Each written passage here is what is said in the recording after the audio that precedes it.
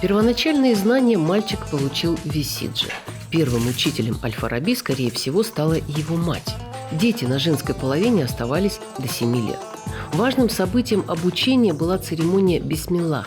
Когда ребенку исполнялось 4 года, 4 месяца и 4 дня, он должен был прочитать несколько стихотворений из Корана.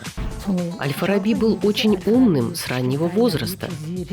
Знания передавались, как правило, от родителей детям. Интересно, что большая часть жителей халифата была грамотной. Существовали религиозные школы, китабы, но посещали их дети торговцев и ремесленников. Феодальная верхушка предпочитала обучать своих отпрысков, приглашая учителей на дом. Так что первое образование Аль-Фараби было домашним. Мухаммаду повезло. Он родился во время, когда войны несколько утихли, а империи уже определили свои границы и сферы влияния. В регионе стала преобладающей арабская культура. Золотой век арабской культуры. Главный герой арабских сказок – купец. Герои второго плана – военачальник и ученый. Вместе с исламом распространился арабский язык, арабская письменность.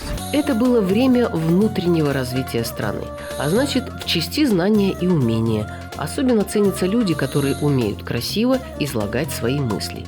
Словесное искусство подобно прекрасному ожерелью, составленному из редкостных жемчужин речи. Так говорили. Судя по всему, Аль-Фараби был способным учеником. Он прекрасно знал свой вариант тюркского языка, знал арабский, фарси и иные языки.